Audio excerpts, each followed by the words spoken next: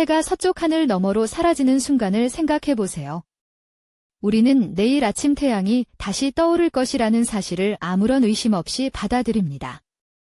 하지만 지금으로부터 약 4000년 전 나일강 유역에 살았던 사람들에게 그 당연함은 결코 보장된 것이 아니었습니다.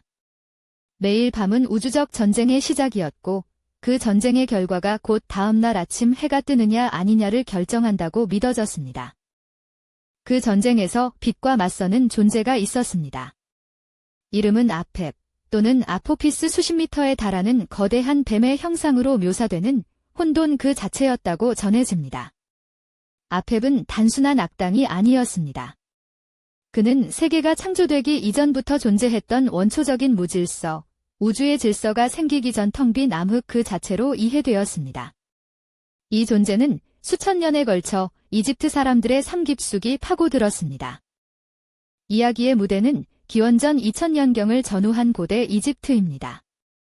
이곳 사람들에게 태양은 단순한 천체가 아니었습니다.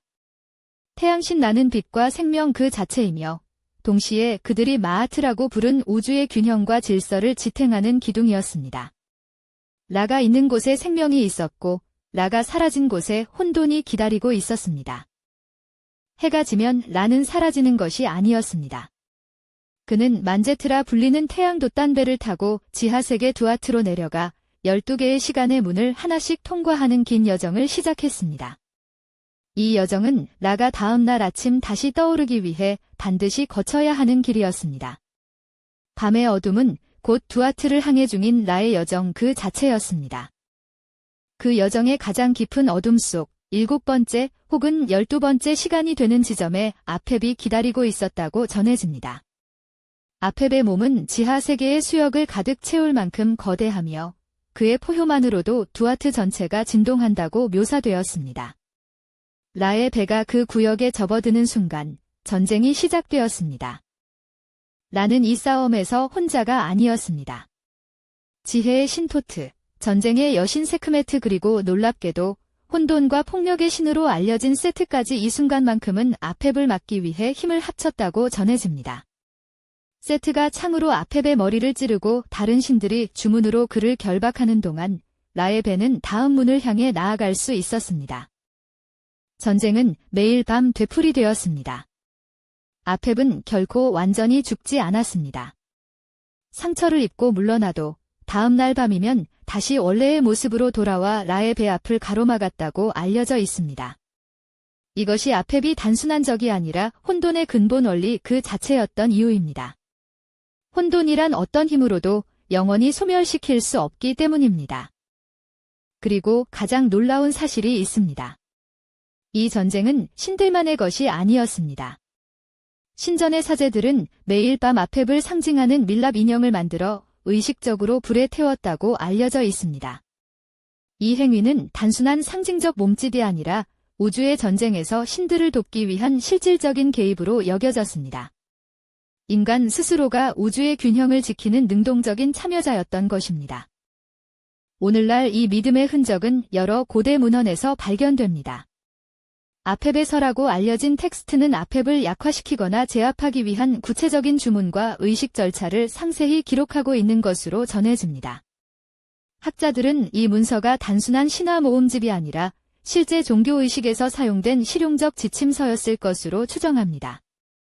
일부 텍스트에는 아펩이 최면적인 시선으로 신들을 마비시키려 했다는 묘사가 등장합니다. 또한 일식이 일어나는 순간을 아펩이 실제로 태양을 삼키는 장면으로 해석했을 가능성도 제기됩니다. 태양이 사라지는 그 짧고 극적인 어둠의 순간 고대 이집트인들에게 그것은 자연현상이 아니라 신화가 현실 세계의 모습을 드러내는 순간으로 받아들여졌을 것으로 추정됩니다. 그렇다면 이 믿음의 진짜 기원은 무엇이었을까요? 학자들 사이에서 가장 널리 논의되는 첫 번째 가설은 천문 현상에 대한 해석입니다. 일식과 월식, 계절에 따른 낮의 길이 변화처럼 예측하기 어려운 자연현상들이 빛이 어둠에 삼켜진다는 개념을 낳았고 아펩은 그 어둠을 인격화한 존재라는 설입니다. 이 가설은 그럴듯하지만 설명하지 못하는 부분도 있습니다. 고대 이집트의 천문학자들은 이미 상당한 수준의 천체 관측 지식을 보유했던 것으로 알려져 있으며 일식은 어느 정도 예측 가능한 현상입니다. 만약 아펩이 단순히 천문 현상을 설명하기 위한 장치였다면 왜 매일 밤 반복되는 우주적 전쟁이라는 개념이 필요했는지 그 물음에 이 가설은 충분히 답하지 못합니다. 두 번째 가설은 심리학적 관점에서 접근합니다. 어둠과 죽음에 대한 인간의 원초적 공포가 매일 밤 빛이 사라지는 경험과 결합해 아펩이라는 거대한 형상을 만들어냈다는 시각입니다. 이 관점에서 아펩은 인류가 통제할 수 없는 것들 자연재해, 질병, 죽음에 대한 불안을 하나의 구체적인 형상 속에 담아낸 결과물로 볼 수 있습니다. 그러나 이 가설에도 반론이 있습니다. 아펩을 향한 이집트인들의 태도는 단순한 공포만이 아니었습니다. 그들은 아펩의 존재를 믿으면서도 라가 매일 아침 반드시 돌아올 것이라는 확신 역시 함께 가지고 있었습니다. 그 역설적인 자신감, 두려움 속에서도 유지된 믿음 등 단순한 공포의 투영으로는 설명하기 어렵습니다. 세 번째 가설은 더 먼 과거로 눈을 돌립니다.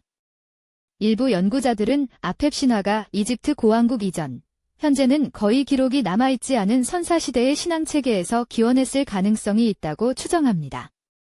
거대한 뱀이 혼돈이나 파괴의 상징으로 등장하는 신화는 메소포타미아, 인도, 그리스 등 여러 고대 문명에서 비슷한 형태로 발견되기 때문입니다. 하지만 이 가설을 뒷받침할 직접적인 문헌 증거는 아직 발견되지 않았습니다. 아펩 신화가 이집트 이전 어떤 신앙의 흔적인지 아니면 이집트 문명 내부에서 독자적으로 형성된 것인지는 고고학적으로 명확히 밝혀지지 않은 상태입니다. 문명과 문명 사이를 잇는 연결고리는 여전히 깊은 안개 속에 가려져 있습니다. 결국 어떤 가설도 아펩이라는 존재를 완전히 설명하지 못합니다. 천문학도, 심리학도, 역사학도 각각 이 신화의 일부를 비춰줄 뿐 전체 그림을 온전히 담아내지는 못합니다.